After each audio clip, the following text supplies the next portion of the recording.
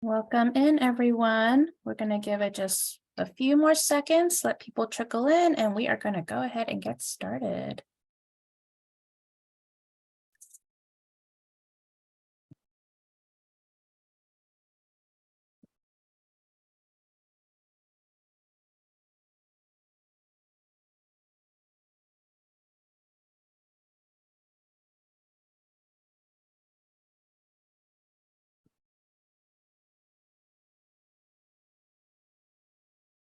All right. Well, welcome. Good afternoon, everyone. Thank you for attending Aparo's Nonprofit Bites and Insights.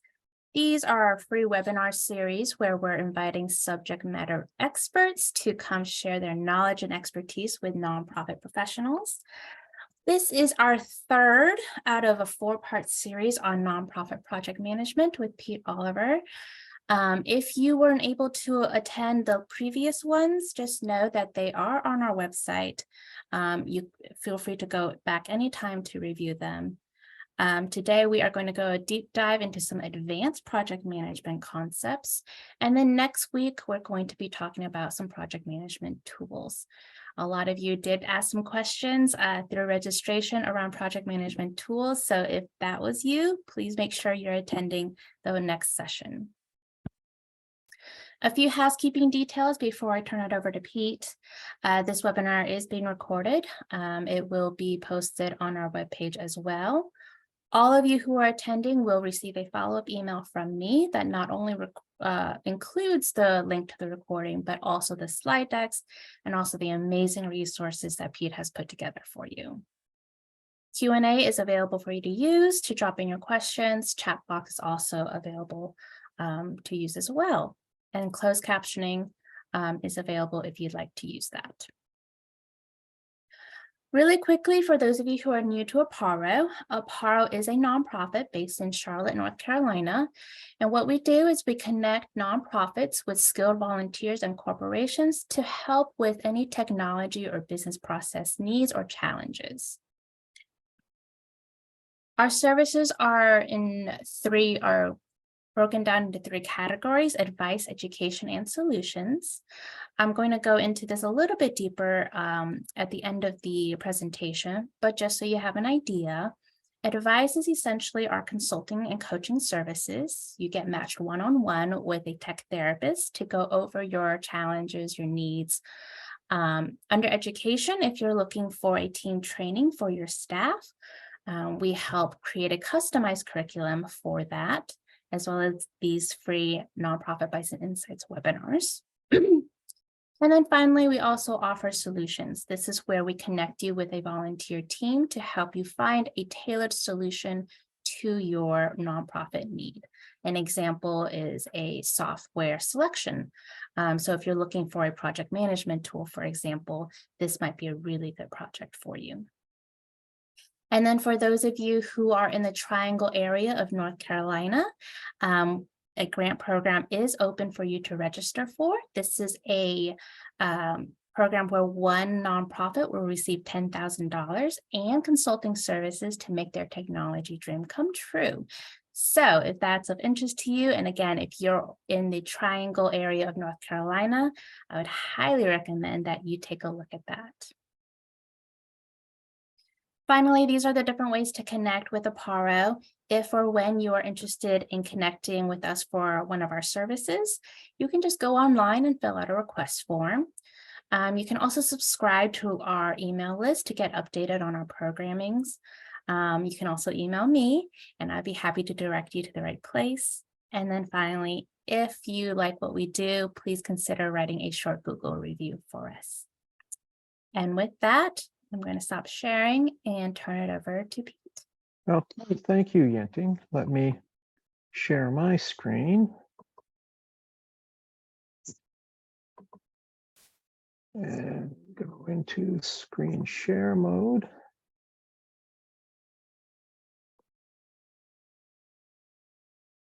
There. Okay, I think you should see this. So today, as you said, it's going to be advanced topics that we're going to go over. And really, this is about incorporating strategy into your ongoing projects. And what I plan to cover is some topics on project portfolio management, aligning your projects with your strategy. I'll cover briefly, I added the chart on value cost matrix, and then how you monitor and measure your projects. And then I have a few conclusion thoughts at the end of the presentation there. So what I'll start with is actually this outline of, what is the structure of a nonprofit. And this is pretty typical, but depending on the position where you sit within the organization, it really has to do with, your view of the world. If you're a staff person or volunteer, you're probably working on a project, or I'm going to say ongoing, day-to-day operations. You have a very tactical view. You are tied up with getting things done, just moving forward. As you move up the organization, the committee people, the leads, the executive director, and the board, they have a much different strategic business view of the organization. And from that, again, they just very different goals for the organization. Along with that, the way you take a look at projects. So for a team level or project level, again, that's typically staff or volunteers. Your need is to execute a project, and the need of project tools are very different than as you move up. You may have what I call at the program level, where there's more than one project going on. It may be spread across, you have a project that involves two different teams. Maybe one of the teams is working on scheduling an event, a fundraising event or something like that. And then there's another part that's working on a very related project, again, funding, and the two of them tie together. So that's kind of at a program level. You have multiple projects running. As you move up, you may have many projects going on. Along with that, there may be marketing activities, the promotion of the organization, etc. So there may be many projects going on that occur with different timelines and horizons. So there may be, I mentioned, an event that's going on. You need to schedule that because that's going to occur a few months from now. You have something else that might have a 6-month or a 1-year horizon. And again, the people that you're going to have working on this, the importance of it, and it's tied to, again, that timeline. So again, what you're doing is looking at your projects as a portfolio. And in some cases, you may have projects that come in, you evaluate them, and you may want to do them, but you just don't have the resources. You don't have the funding to do it. So projects may move in or move out of your overall portfolio as it's going forward. And then lastly, what I wanted to mention was the actual tools that you use are different. So at the project and team level, I'm calling them simple tools. They aren't necessarily simple, but what they accomplish is relatively a single purpose. In the previous talks, I talked about some things such as Kanban boards or collaboration tools, things where you use document sharing and things like that. Those are very, very geared towards what you're actually executing and completing the project. They don't provide a lot of visibility for higher up the organization And those are the ones that I was calling enterprise level tools. So some of the tools that they have, I know, again, we have polled the participants in these series, but Asana, Atlassian, Monday, a lot of those are tools that have mentioned. And they actually provide what I'm going to call a much broader breadth of being able to accomplish project tasks. So a lot of those tools, they provide what's needed at the team level. But what they also do is they roll up and they provide reporting, monitoring. They provide, say, dashboards that will give you a summary of the project. How is the progress going on? And often cases, that's really what people that may be heads of committees or the boards of directors are looking at things. They just want to see a quick status of what the project is doing. So a dashboard. You may have a project that things are not going well for that project. You might need to monitor it a little bit closer. Things have been going along.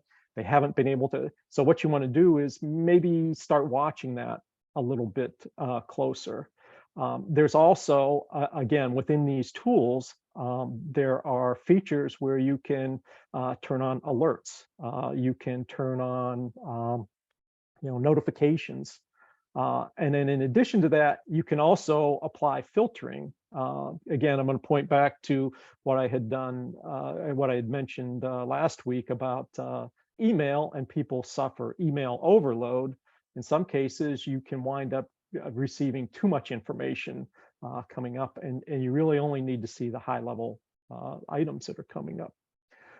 So that's kind of a quick rundown of different people's perspective and view on projects. So what I'm going to do is kind of walk through and talk about a number of different. Again, I'm going to take this from a high level view of how to align your project with your strategy. And the first is a product vision. And product vision is different than the organization vision in that, your organization vision may be that you're a nonprofit that is geared towards delivering this.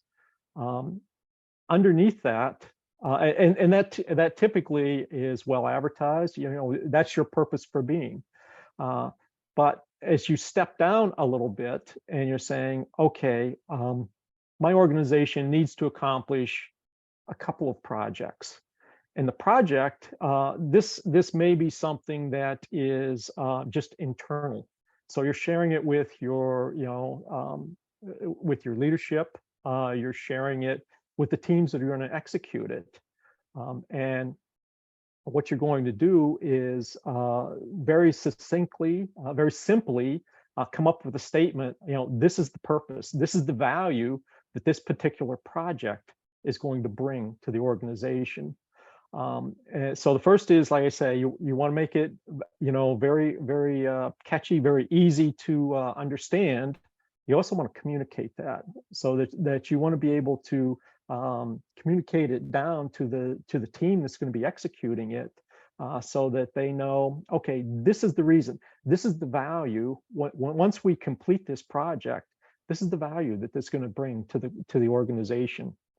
And there are a number of links that I've got here on how to write up a good project vision.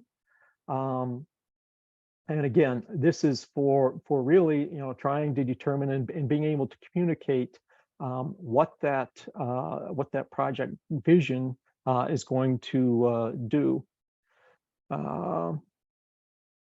Check on a couple of things here. Okay, that looks good. The next thing I want to talk about is like the next level of detail from the product vision. And this is really a product roadmap.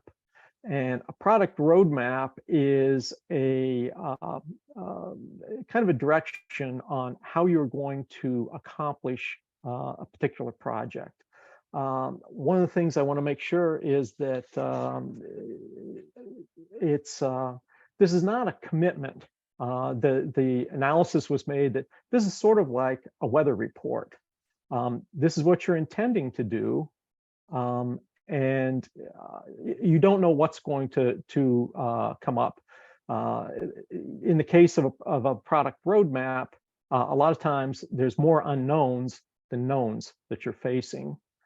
We have here on the right side of the chart here, kind of a view of a product roadmap. And you'll see it's kind of broken down a little bit by quarters. So we have a fourth quarter and a third quarter delivery there. And I had mentioned about dashboarding. This particular one is showing some status on where we are with this particular project. If you look at that, you can see some of these are complete. I don't see my cursor here right now. Some of these are complete, some of these are ready, and one is not yet done. Again, the product roadmap is really intended to give kind of a view of how you're going to roll out a particular project. And if it's a complicated project that has, I'll say, more than one iteration or more than one set of deliverables to it, that it kind of breaks those apart across a period of time. I've mentioned quarters. In some cases, your roadmap may be 6 months, a year, 3 years, 5 years on where you're planning on taking your nonprofit. So again, it's an overview, kind of a view of taking a look at those project visions that I had mentioned previously, trying to break those down and saying, okay, now how are we going to execute on these? And then also, it gives you a way of maybe taking a look at this and I'm going to say, kind of comparing to what your organization can actually do. If you're a small organization, you may not have enough people to pull off all the steps in the roadmap in order to accomplish that in the set time. And that's why you need to break it out and say, okay, first we're going to deliver this, then. I have several links here on more information on product roadmap. I do want to add one thing, 3 general types of product roadmap. One is a goal-oriented project roadmap, and that's really what the view is here. And that's tied very closely towards functions that you're going to deliver. I always talk about a product. Often in the case of a nonprofit, you're delivering services, but again, it's the same thing. What is the initial service that we're going to provide? How are we then going to enhance that, or maybe provide more services around that, serve different communities, things like that. So that's a goal-oriented roadmap. One thing that can be, I'll say, a bit of a sticky point with a goal-oriented is sometimes people get too tied up with the functions and the delivery of that. That's why I want to mention 2 other types of roadmaps. So one is a now, next, later. And in that one, the first set of items that are in the roadmap are what you're working on and delivering now.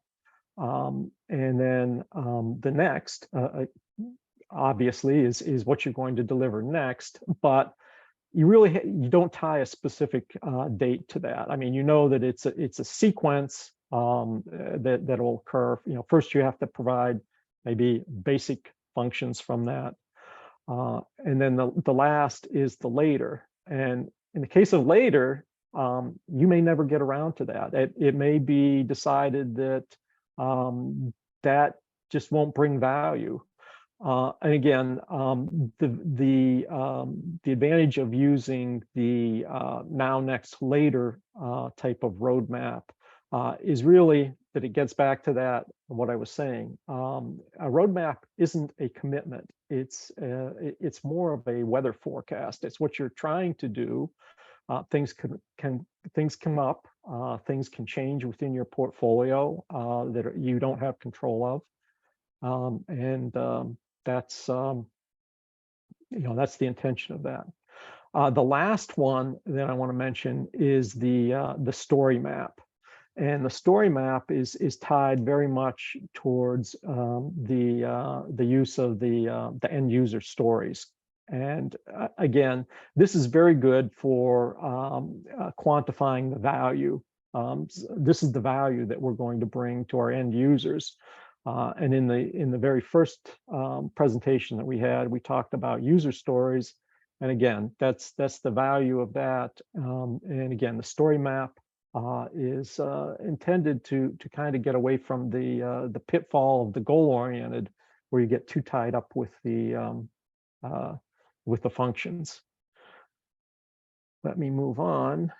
So the next one that I want to talk about is objectives and key results, or this is referred to all the time as OKRs. So objectives and key results, this is very big with Google. And it was introduced to Google in 1999 when Google was 40 employees. And it was John Doerr who was brought in as an investment banker, and he came in and started working with them. Very big proponent of OKRs. Google still uses them today, and there are over 140,000 employees at Google today. So I know one of the things that had come up, we had questions about, some of these methodologies and frameworks that we're showing. They're great for big organizations, but do they work for small organizations as well? So I'm going to say that, in the case of OKRs, that is entirely true. Very effective. One of the things I want to mention is that the way they want you to set OKRs is to set aspirational OKRs. And by that, what I mean is, this is really setting something that's going to be a stretch to achieve. In the case of Google, when they set OKRs, they feel that if they achieve 80%, that is pretty good. Because again, you don't want to set objectives that your team will say, okay, I know I can achieve this. I don't want to fail. I'm afraid of not achieving my goals. Well, you'll achieve them, but you won't stretch. You won't achieve more, which is really the point. One of the things I wanted to cover was I always do better with examples. So when I was doing the research for this, I came across an example. So let me kind of walk through that, because I think that'll be good to illustrate that. So it's an OKR, online charity. So let's say we set an objective about online charity activities. So what our objective is, we want to be the fundraising charity with the most online donations in US dollars per year. Now, from that, you set up key results. And key results, typically, you set measurable metric numbers in order to achieve those. So in the example, what we have is we want to establish a partnership with 20 top influencers, Instagram and YouTube, to increase our Instagram following from 20,000 to 250,000. So in support of that objective of increasing fundraising, one of the things that the team is going to be doing this, that's a key result that they have come up with. The next that they have come up with is they want to run 10 online fun events per month to raise funds. They want to collaborate. The third one is they want to collaborate with 5 online marketing experts to increase our website traffic from 500,000 hits to 500,000 hits per month. And then the fourth one is offer blog promotion opportunities to all fundraisers and publish 2 blog posts per day. So on those, the key results, couple of points on that. The key results they aren't the individual tasks that you're doing. They are things that the team takes a look at, and they deem that those are things that will help support this objective, which is to increase the fundraising. The other thing is, like I said, you try to set very specific metrics. So, you know, the first one I mentioned, establish partnerships with 20 top influencers. Well, the tasks below that may be, first off, identify who those top 20 are. And then, you know, your first thing may be, okay, I've identified the top 20. I want to go contact, you know, the first 5. And then I want to contact, you know, the next 10 or whatever, establish relationships with them. So underneath the key results, there are very specific tasks. But again, that's not something that you're really, I'll say, recording and monitoring. It's the objective. And then the team helps to establish what the key results are to support that. So I hope that illustration kind of helps a little bit with that. Again, what I've done is I've provided a number of links here to some additional information where you can look into OKRs a little bit more, determine if this is something that could help your particular organization. What I wanted to do was actually go on again with another bit of an illustration here, which is really how OKRs can help you to track and monitor a project. So one of the things with OKRs is they kind of act as an interpreter between the business view, which if you think of that, the organizational structure there, the people at the top of the organization, and the people that are actually executing. So if we take objective and key results, one of the important things is to take a regular look at that. So if you are running Scrum teams and they are meeting regularly, they will take a look at the key results. So we're doing iterations for Scrum or Agile, and this team is meeting, you know, on a regular basis. So about every 1 to 2 weeks, what they should do is they should pull up the key results, and they should talk about, okay, I'm working on the project, the key results that we've identified that the team is working on to support the objective. You know, how are we doing towards meeting that? Again, you know, I mentioned the example that I had there where, you know, established partnership with 20 top influencers. Well, maybe the first thing is like I said, let's identify who they are, you know. So every, you know, 1 to 2 weeks, the Scrum team would sit there and say, how are we progressing against that?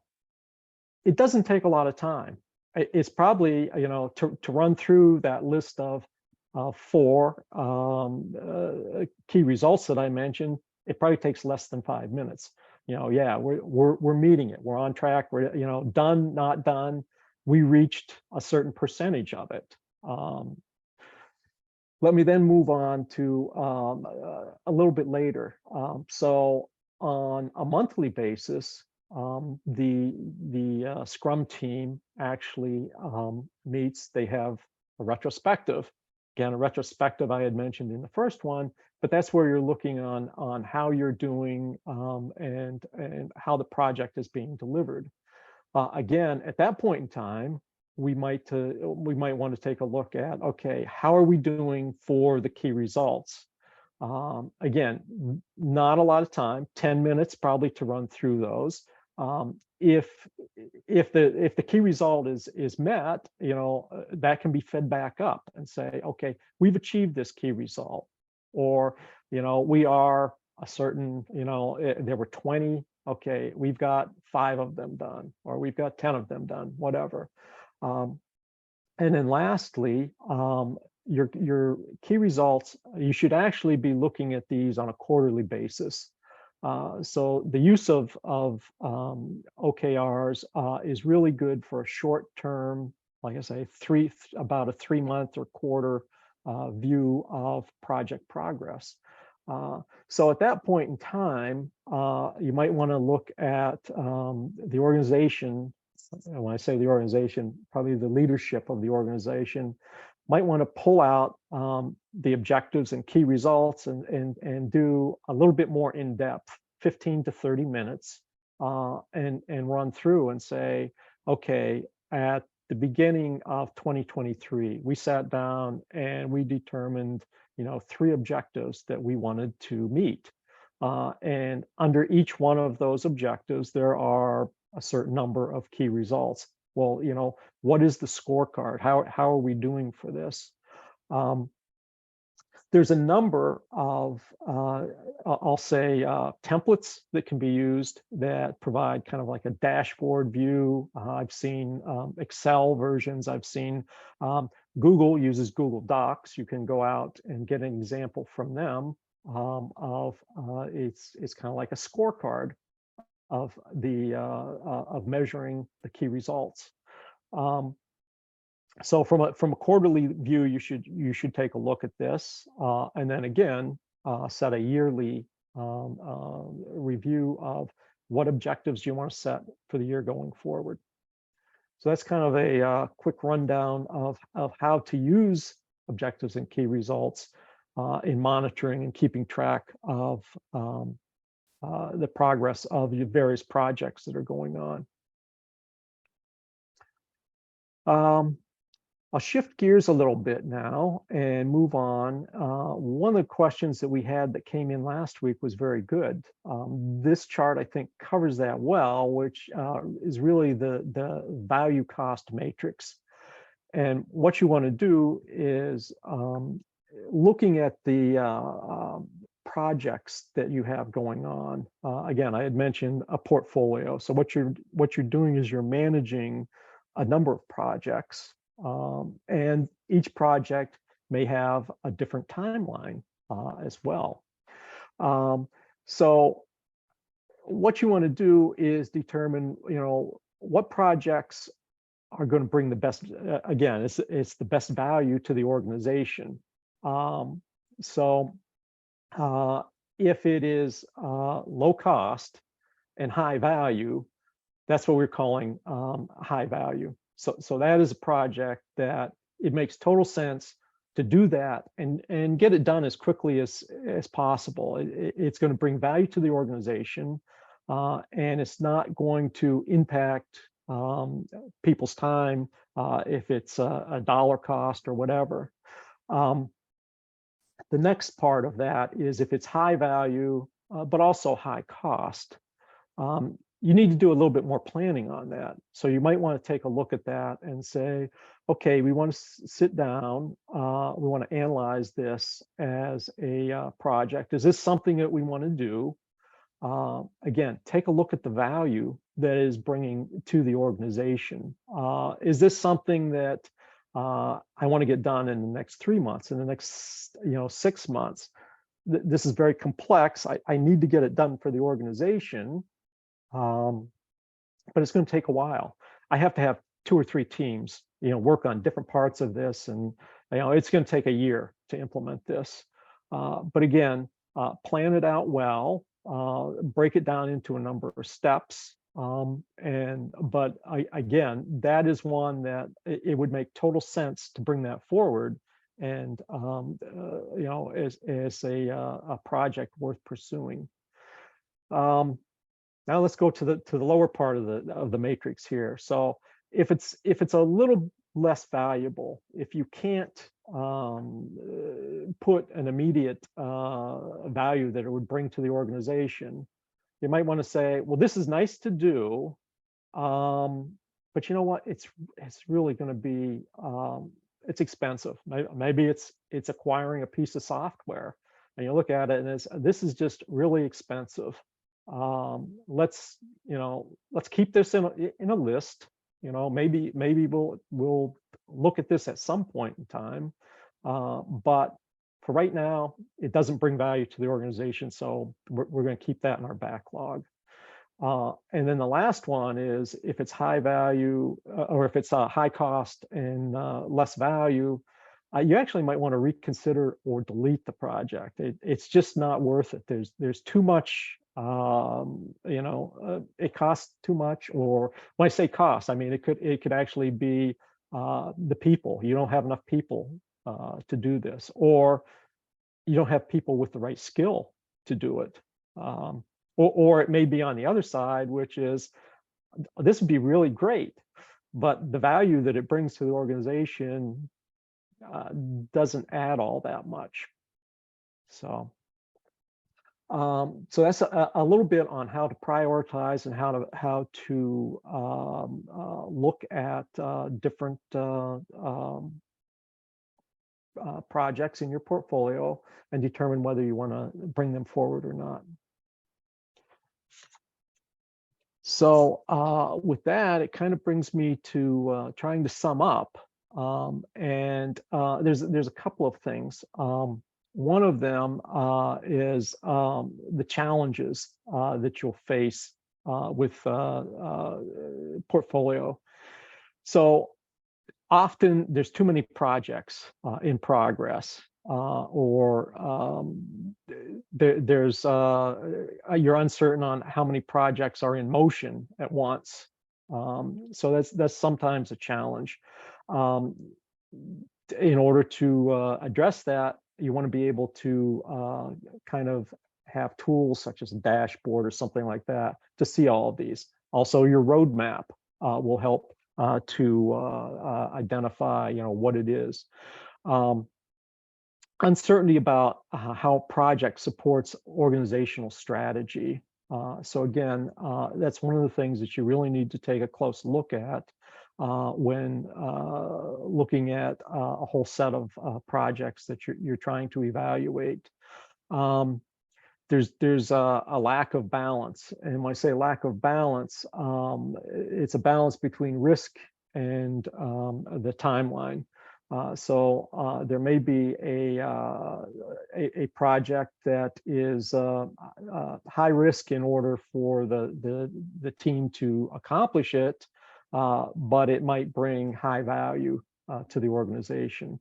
You don't want to have the team working on all very risky projects, because you might not complete them all.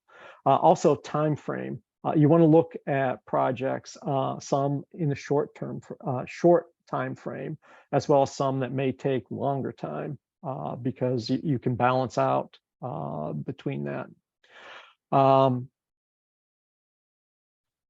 You can wind up with resources that are underutilized sometimes when you're dealing with your project portfolio.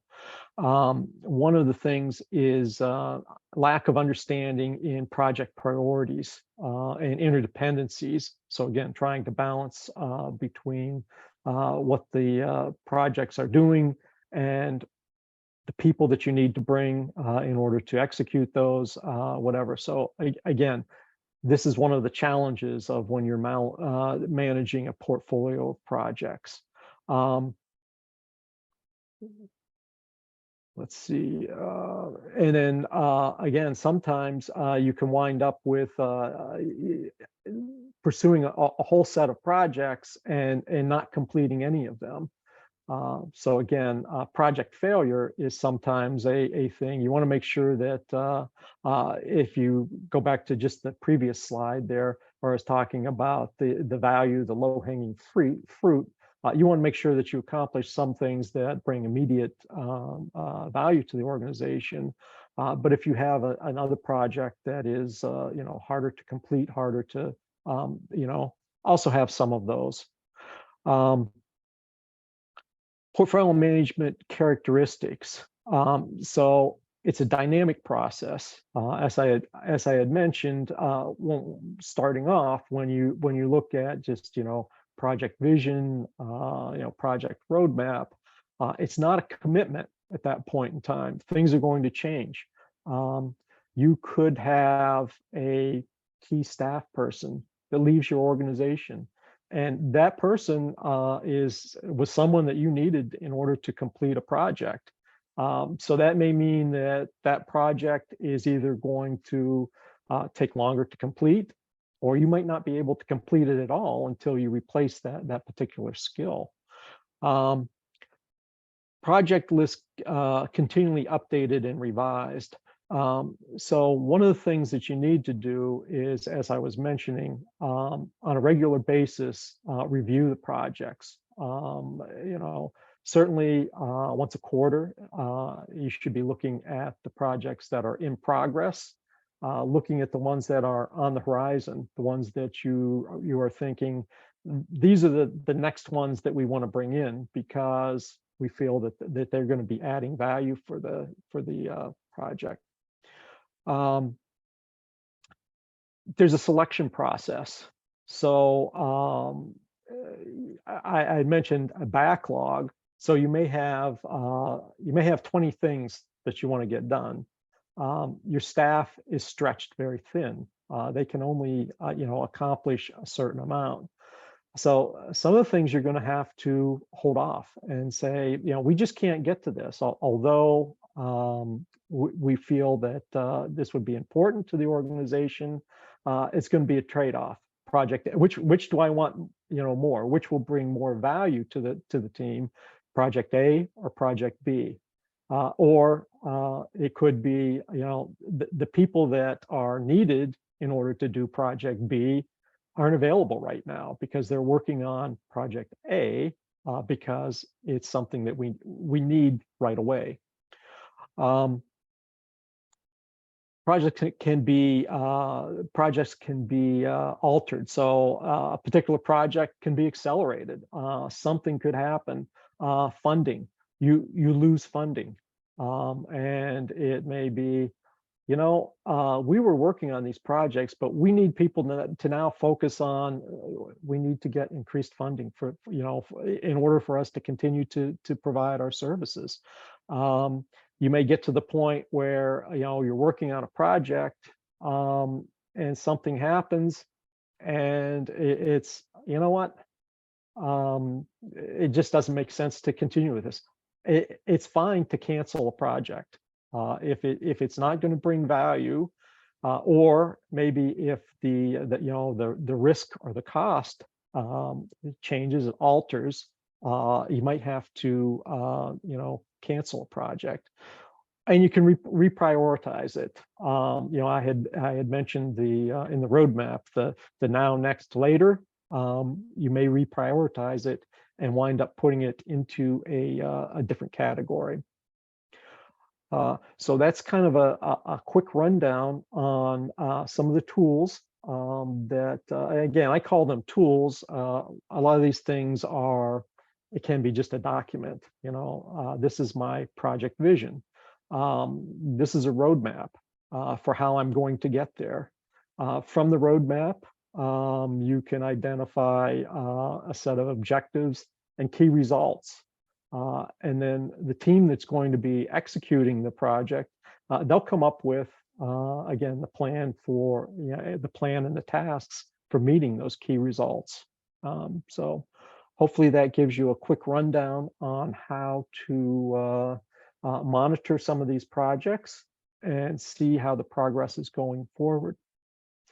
With that, Yenting, I think that takes me to this chart. And if you want to cover these. Yeah, certainly. Thank you, Pete. Before I get into this, I want to share a comment that came through in the chat. She shared, "Thank you so much. Very informational and helpful. I will be implementing these strategies to my work starting this week." And I definitely agree. Good. You just offered an amazing number of strategies to apply.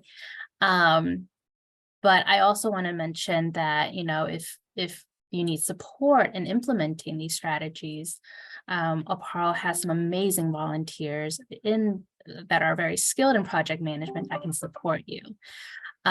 So I went over these services a little bit in the beginning, but I wanted to apply some of these project management concepts that Pete shared this time around and how it could be applied in our services. So as a reminder for tech therapy, this is where you meet one-on-one with a tech therapist, what we call a tech therapist, for some coaching, some advice, some guidance. And so some of the ways I was thinking while Pete was talking was, sometimes it's hard to get started, right? So maybe you need some support in getting started to create that dashboard, to get started on developing your OKRs, to maybe get some guidance on how to prioritize, what to prioritize when you're talking about your portfolio management. So all of these are just examples of how some volunteers can support you with that. Talking about team trainings, again, these are customized and tailored team training specific to your staff. Something I was thinking about is maybe we can help bring your team together to facilitate creating these product roadmaps. Or it could be a service, it could be a program, but maybe again, you need that support in creating that roadmap. And then finally, for solutions, something that we work on with a number of nonprofits is talking about business processes. So maybe it could be about applying some of these agile mindset strategies that Pete shared around project management and apply it into your processes. That could be a project that we work on while we match you with a team of project managers who can get you started on that. So again, those are just examples. And if one of them sticks out to you, just feel free to reach out to us and we'll have a conversation, see how we can support you with that. Question came through, will you be sending out this presentation after the meeting? Yes, so all attendees, you'll receive a follow-up email from me that will include the recording as well as the slide deck. And then Pete also has put together some amazing resources for you all, as well as the answers to all the registration questions. So all of that will be included in that follow-up email.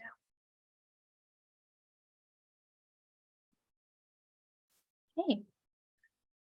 So we have about 13 minutes left, so this is a great time to ask any questions. So while you're thinking about questions and putting them together, Pete, can you go over what we're going to be talking about next session? So in the next session is actually a demo of 3 of the products. So I believe we have a demo for Asana, one for Trello, and I'm trying to think the third. Is it Monday is the third one? Basecamp. Or Basecamp, okay. Basecamp is the third one. So just kind of a quick rundown on some of the capabilities of those tools. That's what the next session will be. Right. Thank you. Yes, like I mentioned in the beginning, a lot of questions that came through during registration was around tools. So we're really excited for the next one to show you some of those capabilities. The great thing about it, it's not from vendors. We invited users like Pete.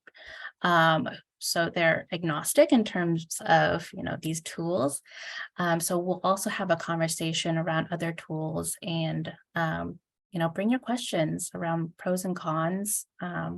Everyone will answer honestly without trying to sell you. So that should be great. We won't be covering Smartsheets, but that's certainly something that, if any of our speakers have knowledge about, you can ask questions about it. Again, they'll be open to answering that. I'll add, Yenting, Smartsheets, again, is one of the enterprise level tools. It provides a lot of the capabilities from the team level all the way up through. So again, Smartsheets is again a very good tool.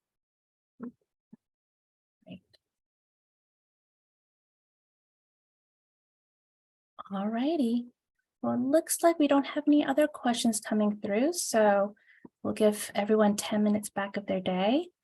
Again, expect that email from me. If not by end of day tomorrow, then definitely by Monday. Other than that, thank you so much, Pete, for putting together this amazing series. We're excited to see you again next week to lead the user demo for Trello. Everyone else, thank you so much for attending, for your questions, and we hope to see you next time. Have a great rest of the day.